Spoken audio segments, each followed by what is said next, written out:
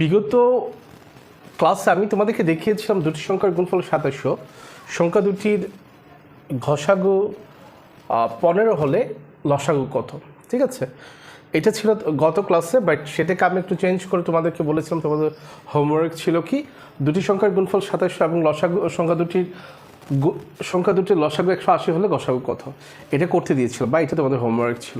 তাহলে আমরা বিগত ক্লাসে যখন আমাদেরকে লসাগু বের করতে বলা হয়েছিল, সেখানে আমরা সূত্র লিখেছিলাম কি, লসাগু বের করার টেকনিক যেটা ছিল সেটা ছিল কি আমার লসাগু সমান সংখ্যা দুটির গুণফল, সংখ্যা দুটির গুণফল ভাই ঘষাগু।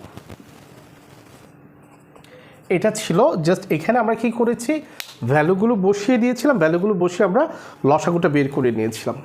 তো আজকে যেটা আমাদেরকে বের করতে বলা হচ্ছে বা আমরা বের করতে যাচ্ছি সেটা হচ্ছে কি, ঘষাগু বের করতে বলা হচ্ছে। ঠিক আছে, তো এখানেও আমাদের তেমন কিছু না, আমরা যদি গত ক্লাসটা বুঝে থাকি শুধুমাত্র আমরা স্থানটাকে রিপ্লেস করবো, অর্থাৎ লসাগুটাকে ঘষাগুর জায়গায় রিপ্লেস করবো, ঘষাগুকে লসাগুর জায়গায় আমরা রিপ্লেস করে দিব।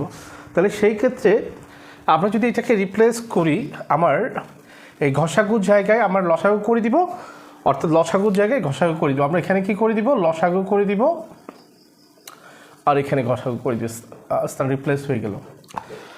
হ্যাঁ, রিপ্লেস করলে এখন আমরা ঘষাগু খুব সহজে বের করে ফেলতে পারি, যেহেতু আমাদেরকে বলা হচ্ছে কি সংখ্যা দুটির গুণফল কত, ২৭০০। আমরা এখানে ২৭০০ বসাবো, আর আমাদেরকে লসাগু বলা হচ্ছে কত, ১৮০।